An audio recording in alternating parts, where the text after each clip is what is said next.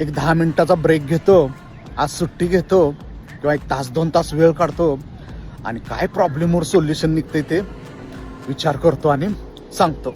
असं आपण फावल्या वेळेचा वापर रिकामटेकड्या वेळेमध्ये अधिक चांगल्या पद्धतीने विचार करण्यासाठी ठरवतो, पण प्रत्यक्षात त्या वेळामध्ये विचार निर्माण होत नाहीत.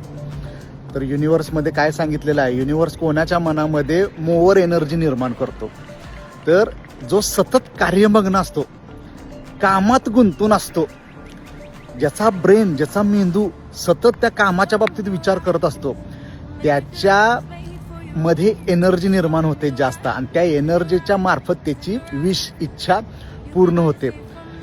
जो सामान्य पद्धतीनं रिकाम्या टेकड्या फावल्या वेळेमध्ये विचार करून आता काहीतरी सोल्युशन काढतो, त्याच्यामध्ये थॉट्स विचार निर्माण होत नाहीत.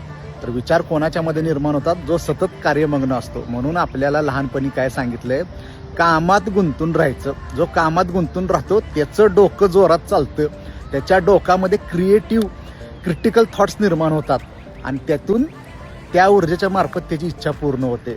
जे सर्वसामान्य रिकामटेकडे कट्ट्यावर बसून विचार करू आणि काहीतरी प्रॉब्लेमचं सोल्युशन काढू होत नाही. सॉफ्टवेअर इंजिनियर्स बघा, जेवढे प्रॉब्लेममध्ये डोकं लावतील तेवढ्या लवकर प्रॉब्लेम सॉल्व्ह होणार. 2 दिवस रेस्ट घेऊन येतो, तासाभरानं चहा पिऊन येतो किंवा 2 आठवड्याची सुट्टी घेतो मग सॉल्व्ह करतो, होत नाही सॉल्व्ह. तो जो बसून तिथं काम करतो तो सॉल्व्ह करतो प्रॉब्लेम. म्हणजेच काय की ज्याचा मेंदू जास्त विचारानं काम करतो त्याच्यामध्ये एनर्जी निर्माण होते आणि त्या एनर्जीच्या मार्फत त्याची इच्छा पूर्ण होते.